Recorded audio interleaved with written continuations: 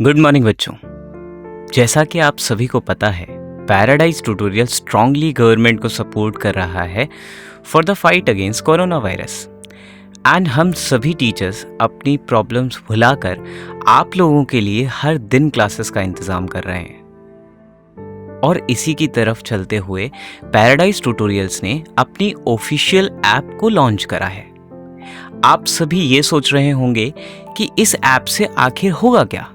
Lectures तो हमें मिल ही जाते हैं, सब कुछ तो ऑनलाइन अवेलेबल ही है, तो फिर इस ऐप की क्या ज़रूरत है। तो मैं आपको आपके इस सवाल का जवाब देता हूं।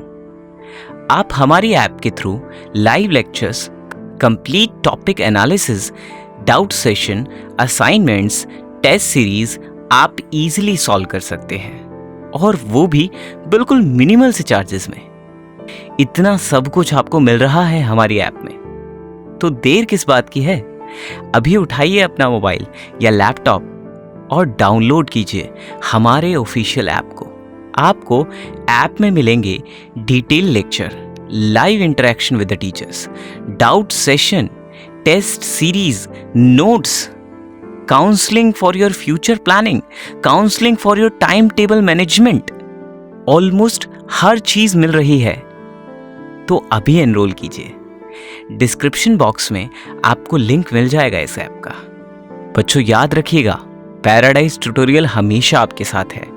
आपका सिलेबस हमारी जिम्मेदारी है। गुड मॉर्निंग बच्चों। आज की क्लास में हम सीखेंगे इफेक्ट ऑफ टेम्परेचर, और टेम्परेचर का इफेक्ट जिसने बताया था उनका नाम है आर्हेनियस। तो हमारी क्लास का आज का टॉपिक जो होगा उसका नाम है आर्हेनियस इक्वेशन। टॉपिक पे चलने से पहले मैं आपको ये बताऊंगा कि आप पैराडाइज ट्यूटोरियल की ऐप डाउनलोड कीजिए, क्योंकि हम YouTube पे स्पेसिफिक लेक्चर्स ही अपलोड करेंगे नेक्स्ट वीक से। अगर आपको कंप्लीट लेक्चर चाहिए तो पैराडाइज ट्यूटोरियल ऐप पर नेक्स्ट वीक से आपको कंप्लीट लेक्चर्स मिलेंगे, और बहुत सारी चीजें हैं। तो आप पैराडाइज ट्यूटोरियल्स ऐप को आज ही डाउनलोड कीजिए। चलिए स्टार्ट करते हैं आज का टॉपिक। आज का टॉपिक जो है उसका नाम है आर्हेनियस इक्वेशन। अब इन्होंने एक इक्वेशन दी और उस इक्वेशन का थोड़ा डेरिवेशन हमने सीखना है कि उसका डेरिवेशन हम कैसे कर सकते हैं। तो देखो, ये जो आर्हेनियस इक्वेशन है, उन्होंने बोला K इज इक्वल टू यानी rate constant is also dependent on temperature. और कैसे डिपेंड करता है? It is directly proportional to temperature. K is directly proportional होता है टेम्परेचर के। ये मैं बहुत बार आपको पहले भी लेक्चर्स में बता चुका हूं कि अगर टेम्परेचर को चेंज करोगे तो ही रेट कांस्टेंट में चेंज आएगा, अदरवाइज चेंज नहीं आएगा। तो K का वैल्यू डायरेक्टली प्रोपोर्शनल किसके था? टेम्परेचर का। आज की क्लास में हम क्या करेंगे? एक डेरिवेशन करेंगे, डिराइव करेंगे एक चीज, और फिर उससे हम न्यूमेरिकल करेंगे नेक्स्ट क्लास में। तो आज की क्लास बहुत छोटी क्लास होने वाली है, जल्दी से इसको फिनिश करते हैं। देखिए, हम ये करने वाले हैं, थोड़े से लॉग के रूल सीखने वाले हैं। पहला rule, log a upon b। आप लोगों को पता है log a माइनस में log b हो जाता है। याद करने का तरीका क्या है? ये डिवाइड है, इधर आ जाएगा, बस और कुछ नहीं। ये लाइन इधर ले आओ, बस और कुछ नहीं। log a multiply by b, आप इसको याद रखना है, it is equal to log a plus log b। ये आ जाएगा आपके पास। दूसरा, आपको ये याद रखना है, नेचुरल लॉग a दे रखा है, और नेचुरल लॉग a को अगर आप लॉग में कन्वर्ट करते हो, it is equal to 2.303 into log of x। याद रखना है, ठीक है? x की जगह a लिख देता हूं। आपको ये याद रखना है, अगर मुझे दे रखा है log 10 की पावर एनीथिंग, तो आपको ये याद रखना है कि log 10 इज इक्वल की power anything is anything. Means log 10 की पावर x दे रखा है, तो आंसर क्या होगा? x। फॉर एग्जाम्पल, अगर मुझे दे रखा है log 10 की पावर 3, तो आंसर कितना आ जाएगा? 3। अगर मुझे दे रखा है log 10 की पावर -9, आंसर कितना आ जाएगा? -9। मतलब जो पावर है वही आप लिख दोगे, इतना सिंपल है। ऐसे ही नेचुरल लॉग की प्रॉपर्टीज में होता है नेचुरल लॉग e की पावर x। लॉग में 10 होता है, नेचुरल लॉग में बेस e होता है, तो नेचुरल लॉग e की पावर x अगर आपको दिख जाए तो आप सीधे सीधे इसको लिख दोगे x। सिंपल है, इतना सिंपल है। मतलब अगर लिखा हुआ नेचुरल लॉग e की पावर 3, तो आंसर कितना लिख दोगे? 3। अगर लिखा है नेचुरल लॉग e की पावर 8, तो आप आंसर लिख दोगे इसमें 8। ठीक है? ये छोटी छोटी चीजें हैं जो आपको याद करके चलनी है, जो सिंपली आपके दिमाग में होनी चाहिए। चलिए स्टार्ट करते हैं। आर्हेनियस इक्वेशन क्या कहता है? आर्हेनियस इक्वेशन कहता है K इज इक्वल टू होगा A इंटू ई की power minus E A upon R T. एक एक करके सारे टर्म्स को हम डिस्क्राइब करने जा रहे हैं कि ये टर्म क्या कहती है। ठीक है, जल्दी जल्दी देखेंगे। पहली टर्म जो K होता है उसको बोलेंगे रेट कांस्टेंट। ये कहता है कि रेट कांस्टेंट है और कौन से टेम्परेचर पे निकाला हमने, टी टेम्परेचर पे निकालना है। इसके बाद आपके पास ए आएगा। ए को हम बहुत नामों से जानते हैं, लेकिन ए का एक्चुअल मतलब तब समझाऊंगा जब मैं इस चैप्टर का लास्ट टॉपिक कराऊंगा, जिसका नाम है कोलिजन थ्योरी। उस कोलिजन थ्योरी में आप ए का मतलब समझेंगे कि ए का मतलब है क्या। अभी तो सिर्फ इसका नाम समझना है। इसका नाम है कोलिजन फैक्टर, ठीक है। इसको हम कोलिजन फैक्टर भी बोलते हैं, इसको हम आर्हीनियस फैक्टर भी बोलते हैं। इसी को ही हम बोलते हैं आर्हीनियस फैक्टर या आर्हीनियस कांस्टेंट, ये भी बोलते हैं हम। इसको हम एक और नाम से जानते हैं, इसको बोलते हैं हम प्री एक्सपोनेंशियल फैक्टर। एक्सपोनेंट से जो पहले आ गया, इसीलिए इसको बोलेंगे प्री एक्सपोनेंशियल फैक्टर। इसकी जो यूनिट होती है वो एग्जैक्टली फ्रीक्वेंसी की यूनिट होती है, क्योंकि कोलिजन पर सेकेंड बता रहा होता है ये आपको। तो इसकी जो यूनिट है वो आपको याद रखनी है कि इसकी यूनिट है हर्ट्ज और पर सेकेंड, ये इसकी यूनिट है। अब आ जाते हैं कि इसके अंदर और कौन सी टर्म है। टर्म आती है आर। आर को बोलेंगे गैस कांस्टेंट, ये बोलेंगे, ठीक है। फिर उसके बाद आता है टी। टी को बोलेंगे टेम्परेचर, और टेम्परेचर की यूनिट आपको पता है के होती है। इसकी वैल्यू आप रखोगे 8.314 जूल पर केल्विन पर मोल, ये वैल्यू आपने रख दी। अब क्या कहता है कि इसमें एक टर्म आ रही है दैट इज कॉल्ड ईए, और ये टर्म बहुत ही थ्योरेटिकल टर्म है, इसको समझना बहुत ही ज्यादा जरूरी है, तो ध्यान से सुनेंगे। इस ईए को आप बोलेंगे एक्टिवेशन एनर्जी, और क्योंकि ये एक टाइप की एनर्जी है इसीलिए इसकी यूनिट होगी जूल पर मोल, ये इसकी यूनिट होगी, ठीक है। तो जल्दी से इन्हें नोट कर लीजिए, फिर एक्टिवेशन एनर्जी के बारे में बताता हूं कि एक्टिवेशन एनर्जी होती क्या है। तो माय डियर स्टूडेंट्स, हमें हर एक रिएक्शन को करवाने के लिए एक स्टार्टिंग में एनर्जी चाहिए होती है, जिसको बोलते हैं इनिशिएशन एनर्जी। तो वही एनर्जी जो रिएक्शन को स्टार्ट करवाने के लिए हम उसे प्रोवाइड करेंगे, उसी एनर्जी को हम नाम देते हैं activation energy. The energy required to start to initiate a chemical reaction is known as a activation energy। Same यही चीज मैं आपको कराऊंगा जब हम कैटलिस्ट का फैक्टर पढ़ेंगे। इस चैप्टर की लास्ट क्लास होगी कोलिजन थ्योरी एंड कैटलिस्ट, उसमें मैं आपको एक्टिवेशन एनर्जी और डीपली समझाऊंगा। अभी तो आपको याद रखना है कि एक ऐसी एनर्जी जो हमें रिक्वायर्ड है किसी भी रिएक्शन को स्टार्ट करने के लिए, उसके बिना रिएक्शन स्टार्ट नहीं हो सकता, उसी एनर्जी को नाम क्या देते हैं, एक्टिवेशन एनर्जी। ये आपको इंपॉर्टेंट तरीके से याद रखना है, यानी रिएक्शन को स्टार्ट करने की एनर्जी को ही बोलेंगे एक्टिवेशन एनर्जी। चलिए आगे की तरफ बढ़ते हैं। आगे की तरफ बढ़े तो थोड़ा सा इसको डिराइव करना पड़ेगा, क्योंकि ऐसे तो ये इक्वेशन सॉल्व होने नहीं वाली। ये ई की एक्सपोनेंशियल की पावर से बहुत डिफिकल्ट है इसे सॉल्व करना। तो हम क्या करेंगे, इसमें दोनों साइड लॉगरिथम कंसीडर करेंगे, और लॉगरिथम कंसीडर करने के बाद इस इक्वेशन को सॉल्व करेंगे। तो चलिए सॉल्व करते हैं बच्चों। पहले हम क्या करेंगे, टेकिंग लॉगरिथम बोथ साइड्स। सबसे पहले काम यही करेंगे, टेकिंग लॉगरिथम बोथ साइड, दोनों साइड आप लॉग कंसीडर कर लो, ठीक है। अब इससे होगा क्या कि नेचुरल लॉग जब दोनों साइड आएगा तो यहां पर आएगा natural log K is equal to natural log A into e की power minus E A upon R T, ये आ जाएगा। फिट कर लेते हैं इसको, आगे सॉल्व करते हैं। आपको पता है ये एज इट इज लिख दो, natural log of K as it is लिख दिया, is equal to natural log A into B. मतलब log natural log property same होती है, log A by B is log A minus log B होता है, and log A into B क्या होता है, log A plus log B. यानी log natural log A into B, ये पूरे को बी मान लेते हैं, इसको ए मान लेते हैं, तो ए इंटू बी क्या होगा, natural log A plus natural log ई की power minus E A upon R T, ठीक है। ये सिंपल सा कॉन्सेप्ट था जो मैंने लगा दिया। आगे बढ़ते हैं। अब मुझे पता है natural log K is equal to natural log A, ठीक है, माइनस, ठीक है, माइनस क्यों लिख रहा हूं बताता हूं। ये देखना, ये वाली प्रॉपर्टी नेचुरल लॉग ई की पावर एनीथिंग इज एनीथिंग। बोले तो अगर नेचुरल लॉग ई की पावर 3 आंसर मैंने क्या लिख दिया 3, -8 होता तो आंसर -8 आ जाता। मतलब जो भी पावर होगी वो सिर्फ और सिर्फ आगे लिख दी जाएगी। बोले तो नेचुरल लॉग ई की पावर, ये सारा पावर में है, ई की power minus E upon R T को मैं क्या लिख सकता हूं, minus E A upon R T. Natural log e हमारा हट जाएगा क्योंकि नेचुरल लॉग ई की वैल्यू होती है 1। जैसे लॉग 10 की वैल्यू 1 होती है, ऐसे नेचुरल लॉग ई की वैल्यू क्या होती है 1। ये मैंने आपको लिख के दे दिया। अब क्या करेंगे, नेचुरल लॉग को नॉर्मल लॉग में कन्वर्ट कर लो। कैसे करोगे, 2.303 multiply by log of K, natural log को लॉग में कन्वर्ट किया है, नॉर्मल लॉग में, is equal to 2.303 log of A minus E upon R T. अब मैं क्या कह रहा हूं, 2.303 ना अच्छा नहीं लग रहा है यहां पे, तो इसको इधर की तरफ ले आते हैं। इसका मतलब क्या करेंगे, log of K is equal to 2.303, ठीक है, log of A divide by 2.303 minus A upon 2.303 R into T. मैंने क्या किया, 2.303 को इधर ले आया तो सारी टर्म्स को से डिवाइड कर दिया।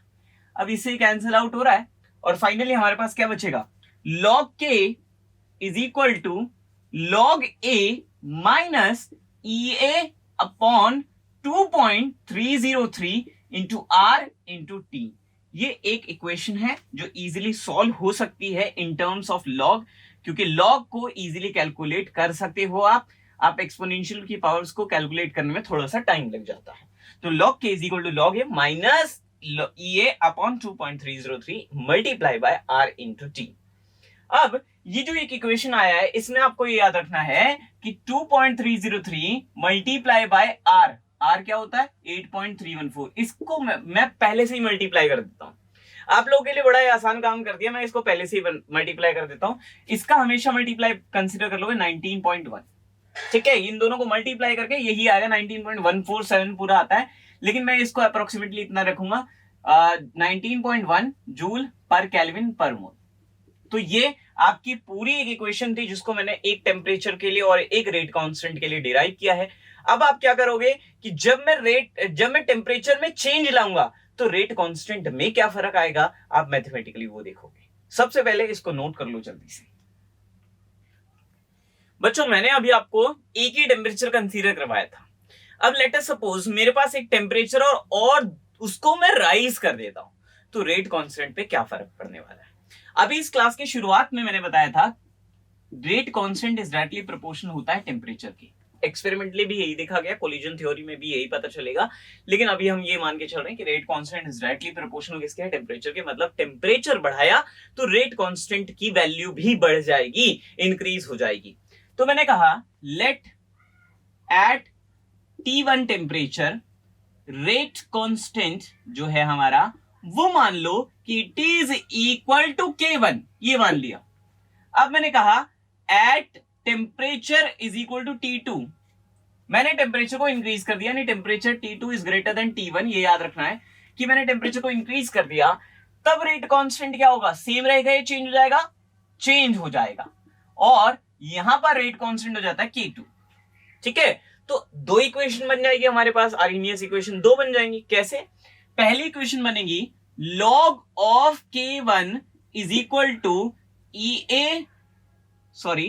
log ऑफ A, ये तो आर्हेनियस कांस्टेंट, ये तो कांस्टेंट ही रहेगा, minus EA upon 2.303 into R into T1, ये हो जाएगा। आगे सॉल्व करते हैं, इसको इक्वेशन नंबर 1 मान लेते हैं। अगला इक्वेशन क्या बनेगा, log K2, जैसे K1 लिखा ऐसे K2 की वैल्यू आ जाएगी, is equal to log of A, Arrhenius constant constant रहेगा, minus EA upon 2.303 into R into T2, ये हो जाएगा। इसको मैं मान लेता इक्वेशन नंबर 2। अब क्या करूंगा, इक्वेशन नंबर 2 से माइनस करूंगा इक्वेशन नंबर 1 को, और माइनस कैसे करेंगे, log K2, ध्यान से देखना इसको, log K2, ठीक है, minus log K1, equation number 1 को माइनस किया है, तो ये पूरा माइनस ये पूरा, तो करके देखते, देखो क्या आएगा, log A, ठीक है, minus EA upon 2.303 into R into T2, ठीक है, ये पूरा आ गया, माइनस ये पूरा इक्वेशन ले लिया, माइनस ये वाली पूरी इक्वेशन, और ये क्या आएगा, log A minus EA upon 2.303 R into T1, ये आ जाएगा। आगे इसको सॉल्व करो बच्चों, आगे सॉल्व करेंगे तो मुझे पता है log A minus log B होता है log A अपॉन B, यानी दो रेट कांस्टेंट के लिए ये वैल्यू आ जाएगी log a minus log b is equal to log a upon b। अभी मैंने सिखाया था पहले आपको। अब ये देखते हैं, इसको सॉल्व करते हैं, तो ये क्या आएगा log a minus ea upon 2.303 r t2, ठीक है, माइनस माइनस से मल्टीप्लाई कर रहे हैं log a, अब ये माइनस मल्टीप्लाई होके क्या आ जाएगा plus ea upon 2.303 r of t1, ये आ गया। इससे देखना ये कैंसिल आउट हो गया, कांस्टेंट से ये कांस्टेंट कैंसिल आउट हो गया, माइनस है उधर। अब आगे सॉल्व करेंगे इसको फर्दर, तो मेरे पास क्या मिलेगा, डेटा क्या मिलेगा, सिंपल डेटा मिलेगा, that is log k2 by k1, ठीक है, इक्वल्स टू ये वाला जो है वो मैं पीछे लिख रहा हूं, minus A upon 2.303 r into t2, देख लो ये रहा, और ये जो प्लस वाली टर्म है इसको आगे लिख देता हूं, ए अपॉन 2.303 r इंटू t1, ये आ जाएगा। कुछ कॉमन आ रहा है यहां से, और वो क्या है, ए अपॉन 2.303 इंटू r, तो कॉमन कंसिडर कर लो, log k2 by k1 is equal to EA upon 2.303 into R 1 by T1 minus 1 by T2, ये आपका फॉर्मूला है पूरा। और ये फॉर्मूला बताता है कि जब मैं रेट कांस्टेंट टेम्परेचर को चेंज करूंगा तो रेट कांस्टेंट भी चेंज हो जाएगा। ज्यादा टेम्परेचर किया तो ज्यादा बड़ी वैल्यू आएगी रेट कांस्टेंट की, कम टेम्परेचर चाहिए तो कम बड़ी वैल्यू आएगी। अब मैंने ये भी याद रखना है कि एक्सपेरिमेंटली यहां पर साइंटिस्ट ने एक और चीज देखी, और वो एक्सपेरिमेंटली क्या उन्होंने ऑब्जर्व किया, एट एवरी इंक्रीज, ये बहुत ही इंपॉर्टेंट पॉइंट है, ये याद रखना है, at every increase in temperature by 10, ठीक है, अगर आप टेम्परेचर को 10 डिग्री सेल्सियस से इंक्रीज करते हो, हर एक 10 के इंक्रीज पर रेट कांस्टेंट बिकम डबल। ये साइंटिस्ट ने कहा कि रेट कांस्टेंट जो है ना वो डबल हो जाएगा। मैं एक एग्जांपल से बता रहा हूं, ध्यान सुनना। लेट अस सपोज एक टेम्परेचर था 273 केल्विन और दूसरा टेम्परेचर मैंने बढ़ा के कर दिया 283 केल्विन, ठीक है। तो उन्होंने कहा मान लो इस टेम्परेचर पे K1 is equal to K था, तो 10 के अगर इंक्रीज कर देता हूं मैं, 10 इंक्रीज किया है मैंने, तो जो नेक्स्ट टेम्परेचर आएगा ना K2, जो नेक्स्ट कांस्टेंट आएगा वो आएगा ट्वाइस ऑफ K1, ठीक है, यानी ट्वाइस ऑफ K आ जाएगा। ये एक्सपेरिमेंटली डिटरमाइन है, ये आपको बहुत ही इंपॉर्टेंटली तरह से याद रखना है। तो ये था आपका पूरा डेरिवेशन। अब इसके बाद हम आपको फॉर्मूला रिवाइज कराएंगे, कितने फॉर्मूले हमने कराए हैं, और फिर उसके बाद चलेंगे ग्राफिकल पोर्शन पे कि ग्राफ क्या कहता है इसका। जल्दी से नोट कीजिए वीडियो पॉज करके। तो बच्चों पहला फॉर्मूला जो हमने बताया आज की क्लास में वो ये था कि K इज डायरेक्टली प्रोपोर्शनल है टेम्परेचर के, टेम्परेचर ज्यादा K भी ज्यादा, टेम्परेचर कम K भी कम। अगला मैंने बताया आपको कि K rate constant is equal to A into e की power minus EA upon RT।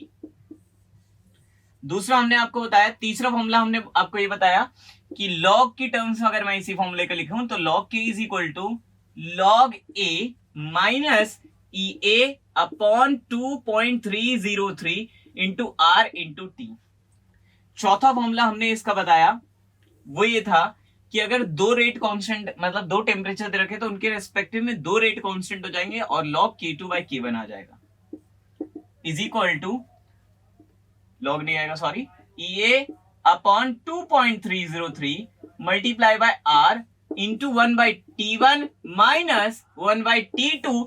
ये आपके पास वैल्यू हमने आपको बता दिया। अब बच्चों हमने करना है इसके ऊपर एक ग्राफ, और आज की क्लास को खत्म करेंगे इस ग्राफ के बाद, और नेक्स्ट क्लास में कराएंगे इसके ऊपर सारे न्यूमेरिकल जो भी इंपॉर्टेंट पेपर में आ सकते हैं।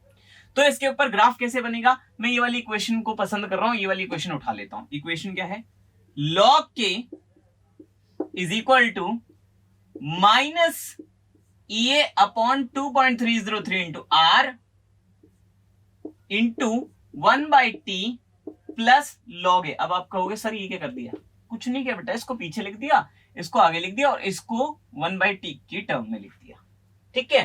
एक बार ध्यान से देख लो, ये वाली टर्म मैंने यहां लिखी है ए अपॉन 2.33 इंटू आर, इसके आगे माइनस लिखा था, ये मैंने लिख दिया, 1/t मैंने लिख दिया, प्लस log a। अब आपको पता है y इज इक्वल टू क्या होता है, mx प्लस c। इसका इंटरसेप्ट क्या है, log a। इसका x एक्सिस पे क्या प्लॉट होगा, 1/t। यहां पर y एक्सिस पे क्या प्लॉट होगा, log k। पुट करके देखते हैं, बिल्कुल इजीली सॉल्व होगा। देखो ये ग्राफ के इस एक्सिस पे क्या पुट कर रहा है जी, log ऑफ k, ये पुट कर दिया log ऑफ k। अब मैं कह रहा हूं x एक्सिस पे क्या पुट करोगे, टेम्परेचर नहीं पुट करना, 1/टेम्परेचर पुट करना है, यानी 1/t पुट करना है। आगे बढ़ते हैं। अभी कहता है यहां पर स्लोप क्या है इसका, नेगेटिव है पॉजिटिव है, देखो नेगेटिव है। स्लोप अगर नेगेटिव हो गया ग्राफ कहां से बनेगा, ऊपर से नीचे, लेकिन स्ट्रेट लाइन इक्वेशन फॉलो करेगा और इसका इंटरसेप्ट जो होगा वो होगा log। तो यहां से यहां तक इसका इंटरसेप्ट जो है वो क्या है, log ऑफ a, और इसका जो स्लोप है वो आपके पास आएगा -2.303, sorry -EA upon 2.303 into R. ठीक है, तो बच्चों नोट कर लीजिए जल्दी से इसको। तो माय डियर स्टूडेंट्स, ये थी आज की हमारी क्लास, और हमने आज की क्लास में आपको टेम्परेचर का इफेक्ट पूरा कंप्लीट करा दिया है। नेक्स्ट क्लास में आपके पास बचा है जो वो इस चैप्टर से एक बचा है टॉपिक जिसको बोलेंगे कोलिजन थ्योरी और दूसरा कैटालिटिक थ्योरी। तो ये दो थ्योरी करवा के फिर मैं आपको इसके न्यूमेरिकल कराऊंगा और ये चैप्टर भी हमारा फिनिश हो जाएगा। जिन बच्चों ने अभी तक इस चैप्टर की वीडियो नहीं देखी है, प्लीज प्लेलिस्ट बना रखी है मैंने, वो सारी वीडियोस देखिए, चैनल को सब्सक्राइब कीजिए, वीडियो को लाइक कीजिए, अपनी इस वीडियो को जितना शेयर कर सकते हैं करिए, और पैराडाइज ट्यूटोरियल ऐप को डाउनलोड करना मत भूलिए। चलिए टाटा बाय बाय।